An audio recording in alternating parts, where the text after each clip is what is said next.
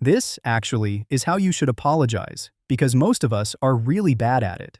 You messed up. You know you messed up. The other person knows you messed up. So you say the thing you've been trained to say since you were 4 years old. I'm sorry. And then you wait. You wait for the tension to dissolve. For the other person to say, it's okay. For the whole thing to be over so you can stop feeling terrible. Sometimes it works. Sometimes they say, it's fine, and you both move on. But sometimes, and you've been on both sides of this, the words land and nothing happens. They heard you. They just don't feel repaired. So you say it again, louder, maybe with some frustration because you already said the thing. I apologized. What more do you want? And now the apology has somehow made it worse. I'm sorry is a statement about you, your guilt, your discomfort. You're describing your emotional state to someone you hurt. And that's fine. Feeling bad means you have a conscience. But describing how you feel and actually fixing what you broke are two completely different things. People confuse these two things all the time. Saying, I'm sorry, is walking through the left door. You're telling the other person you feel bad. Okay, good for you. But the person you hurt doesn't need a weather report on your emotions.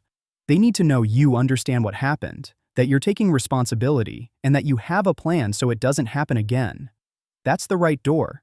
That's an actual apology. An apology is a repair proposal. I'm sorry is just how you feel. Confusing the two is why so many apologies go nowhere. A real apology has 3 parts. Skip 1, the whole thing falls apart. First, acknowledge the specific harm. Not, I'm sorry you're upset. That's acknowledging their emotion, not your action. And definitely not, I'm sorry if I hurt you.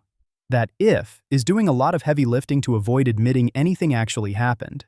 You name it. I forgot your birthday. I talked over you in front of your friends. I said I'd be there, and I wasn't. If you can't name what you did, you haven't understood the problem yet. Second, own it.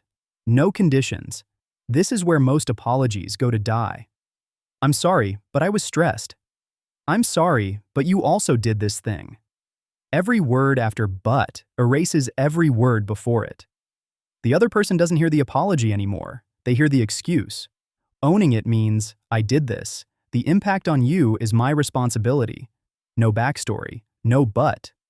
Third, and almost everyone skips this, you offer a concrete plan. What are you going to do differently? I'll set a reminder for important dates. I'll ask before volunteering your time. I'll check in before assuming. Without a plan, you're just describing something that already happened. The plan is what turns words into actual repair.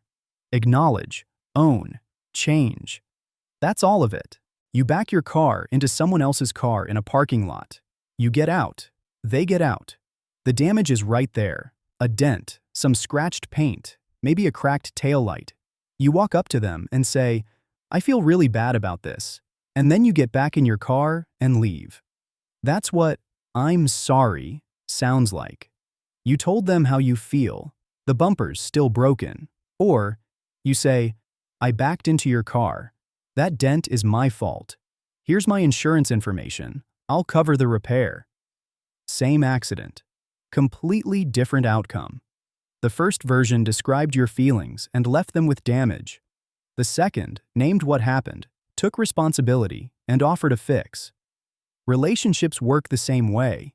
The emotional damage is the dent. Telling someone you feel bad doesn't fix it. A good apology doesn't guarantee forgiveness. It shouldn't. The other person gets to decide whether your repair proposal is enough. They might need time. They might need to see the change before they believe it. Rushing them is just another version of making it about your comfort. And sometimes both people owe an apology. Real conflicts are messy. But you should apologize too is not your opening line. Clean up your side first.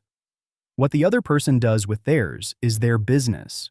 You don't get to trade sorry for forgiveness. You offer repair because you damaged something. Whether the other person accepts is up to them. 3 sentences. What you did. That was wrong because how it affected them.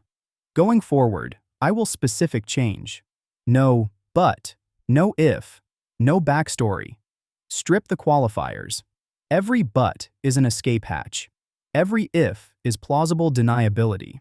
Every I was just is a miniature defense attorney. Take them out and see if your apology still holds up. If it falls apart without the qualifiers, it wasn't an apology. It was a negotiation. Apologize soon, but not before you understand what you're apologizing for. A fast apology that misses the point does more damage than a slow one that gets it right. If you need a day or a week to figure out what you actually did wrong, take it. Come back with something real, and expect it to feel uncomfortable. A good apology should be hard to say. That's how you know you're actually saying something. This, actually, is how you should apologize. Not by telling someone how bad you feel, by showing them you understand what broke, you're responsible for it, and you have a plan to do better. Name it. Own it. Fix it. Think about it.